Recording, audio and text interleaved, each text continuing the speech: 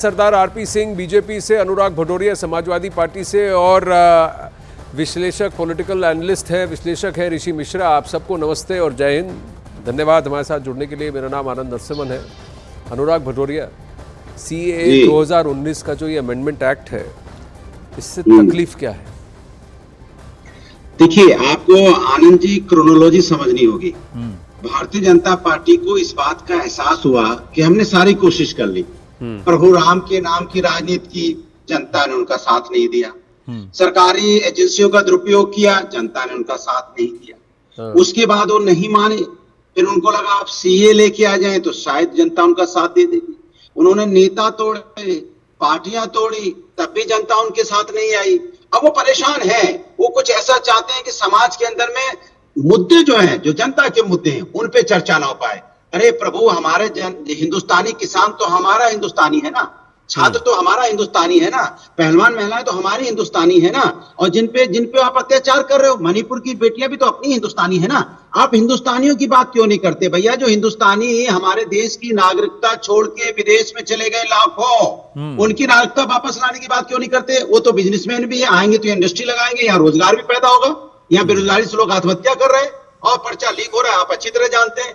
तो अपने ही हिंदुस्तान के लोग परेशान हैं और अपने हिंदुस्तान के लोग दूसरी जगह रोजगार के लिए भटकते घूम रहे हैं, वार कंट्री में जा रहे हैं रोजगार पाने के लिए। आप उनके बारे में चर्चा क्यों नहीं करते? अपने लोगों को तो वैसे ही आपने 80 करोड़ लोगों को लाइन में लगा रखा है, जिनको आप अनाज देके काम चलाना चाहते हो, उनको रोजगार आप दे नहीं पा रहे हो, अपने पैरों पे खड़ा नहीं कर पा रहे हो। और अब तो अमेरिका की एक एजेंसी की रिपोर्ट भी आई है, उन्होंने सर्वे में पाया है कि 67 लाख बच्चे देश में रोज भूखे रहते हैं। सोचो आप, जिस देश के अंदर 67 लाख बच्चे रोज भूखे हों, और आप कह रहे हैं नहीं अब हम यहाँ पे सीए लागू करेंगे, इसके मतलब आप सिर्फ जनता का ध्यान भटकाने की बात कर रहे हो। अच्छा, क्योंकि मुद्दों पे चर्चा ना हो जाए, हो पाए। ठीक है। अच्छा, अनुराग जी, अनुराग जी, अल्पविराम क्योंकि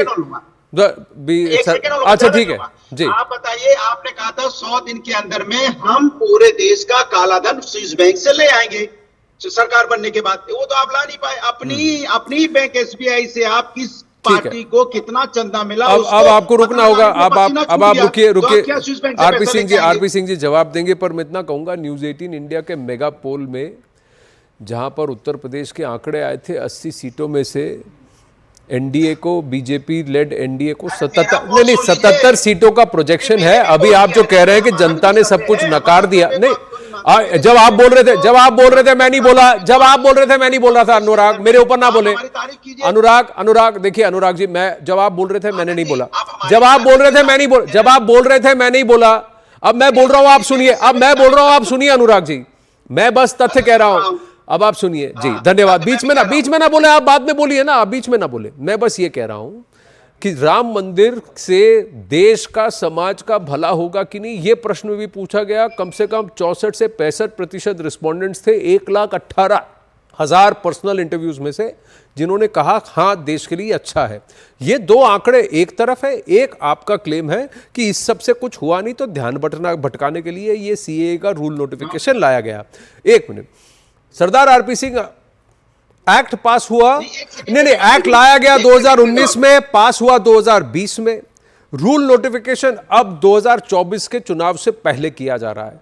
तो ये चुनावी दाव है कि नहीं है, ये सबसे पहला प्रश्न। दूसरा, ध्यान भटकाने के लिए ये काम किया जा रहा है, ये दूसरा प्रश्न।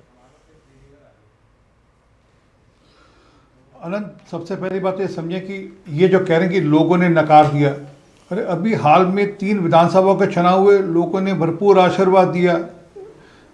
आपको नकारा, हमको आशीर्वाद दिया, आप सब मुद्दे लेकर गए थे वहाँ पर। और अभी लोकसभा चुनाव हो जाएगा, उसमें भी लोग उत्तर दे देंगे। कोई आपके पास कोई नया थर्मोमीटर है जहाँ लोग अभी कहाँ वोट देने जा रहे हैं, वो आपने बता दिया, परंतु इनके पास कोई और अलग प्रकार का थर्मोमीटर हो तो उससे जानकारी दे देंगे क्या जानकारी है। इनका राम के नाम पे नकार दिया, पुलिस और ईडी सीबीआई के नाम पे नकार दिया। 1 लाख करोड़ रुपया से ज्यादा। बीच में ना बोले, देखिए, बीच में ना बोले, ये ना करे प्लीज। थोड़ा शिष्टाचार आपसे आग्रह है, आप सबसे प्लीज जी। आरपी सिंह बोले जी। दूसरी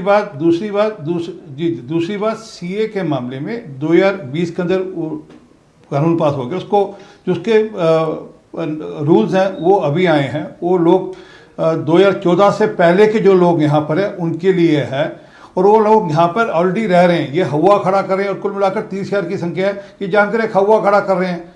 और ये किसी भी धर्म जाति के खिलाफ नहीं है, ये सिर्फ उन लोगों के लिए, देश में किसी के खिलाफ नहीं, ये उन लोगों के लिए जो कि पाकिस्तान, अफगानिस्तान या बांग्लादेश में प्रताड़ित किए जा रहे हैं, उनको यहाँ पर ऑलरेडी आ चुके हैं, उनको एक नेचुरल कोर्स के अंदर जल्द से जल्द उनको सिटीजनशिप मिले। और इसके कारण से ये भी बड़ा स्पष्ट कर दूं कि मुसलमानों की सिटीजनशिप रुक नहीं रही अगर वहाँ से कोई आएगा।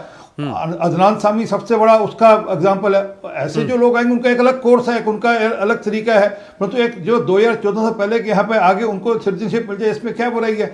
जिन्होंने कभी देखा नहीं ना सिखों की बेटियों के साथ, सिखों के साथ क्या हाल होता है। 20 लाख सिख थे 1947 के समय में जब बंटवारा हुआ, एक सेकंड दे दिए, जब बंटवारा हुआ 20 लाख सिख थे पाकिस्तान में, आज कुल मिलाकर 6,934 सिख हैं। तो देखता है कि वहां पर क्या दुर्दशा हो रही है हमारे लोगों की। हमारे ननकाना साहब पे गोलियां चलती है, पत्थरबाजी होती है हमारे यहाँ। तो मेरा एक प्रश्न है आरपी सिंह जी, इससे पहले कि अनुराग जी कुछ कहना चाहते हैं। अनुराग जी, मुझे बस एक प्रश्न पूछने दीजिए आरपी सिंह जी से कि अगर ये ऐसा है 31 दिसंबर 2014 से पहले जो नागरिक आए हैं, ये नागरिकता कानून उनके लिए ही है, तो फिर ये मार्च 2024 तक इसकी रूल नोटिफिकेशन क्यों 4 साल तक कोई रूल नोटिफिकेशन नहीं हुई? क्या 4 साल तक ये प्रताड़ित नहीं थे? बीच में 4 साल से ये करीब 30,000 की संख्या जो है 10 साल से भारत में है, उनके बच्चे बड़े हो गए हैं, उनको स्कूल में शिक्षा नहीं मिल पाई है, उनके घरों में वहां पर सांप बिच्छू घूमते हैं, ऐसी जगहों पर इनको रखा गया जब बिजली नहीं है, तो 10 साल से क्या ये प्रताड़ित नहीं थे? जी आनंद, आपने बिल्कुल ठीक है, परंतु आप भूल रहे हैं इसी काल के बीच में कोरोना भी आया और कोरोना के बाद की भी जो दिक्कतें रही उसको रिजॉल्व करते समय लगता है। और ये इस प्रकार नहीं, और इसमें फीडबैक भी लिया गया कई लोगों से, और एक पूरा एक मकूल सिस्टम, जो पक्का सिस्टम, वो लागू किया गया ताकि कल दिक्कत ना हो किसी को, जिनको सिटीजनशिप मिल जाए उनको दिक्कत ना हो। ये एक पूरा प्रोसेस उसको लागू किया गया।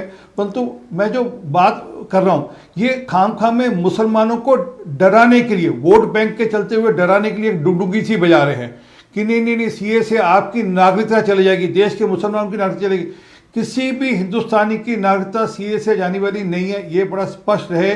मैं आपके चैनल से व्यूअर्स को और देश के सब नागरिकों को अपील कर रहा हूं कि ये जो डरा रहे हैं, इनके डर में मत तो आपका ये कहना है कि कोई भी हिंदुस्तानी गैर हिंदुस्तानी नहीं हो जाएगा, लेकिन जिनको अभी तक नागरिकता नहीं मिली है वो हिंदुस्तानी भले हो जाएंगे। अनुराग भदौरिया कुछ कहना चाहते थे, ऋषि मिश्रा, उसके बाद आपके पास आता हूं। जी अनुराग। देखिए कमाल की बात है, 4 साल तक इन्होंने पता क्यों नहीं किया, इंतजार कर रहे थे चुनाव आएगा, उसके बाद तुरंत चुनाव के हम 4-5 दिन पहले अनाउंस करेंगे, हमारे वोटर बनेंगे, हम इनको वोटर अपना बनाएंगे। यही मानसिकता थी आपकी ना, राजनीतिक मानसिकता। अरे भैया, आप हिंदुस्तानियों का सम्मान करते हैं क्या? कितने लोग हैं पूरे देश में? अच्छा रुके, उनको बोलने दीजिए, अपने हिंदुस्तानियों का तो सम्मान कर लीजिए। अपने हिंदुस्तान में जो सिख है उनको तो सम्मान कर लीजिए। जिनको खालिस्तानी बताते हो आप, उनका सम्मान नहीं कर पा रहे आप। हिंदुस्तान में किसान लाठियां खाता है कि उसके रास्ते में कील कांटी बिछाते हैं, अपने हिंदुस्तानी है वो, पहले से हिंदुस्तान में रह रहे हैं, उनका सम्मान करते हैं आप क्या?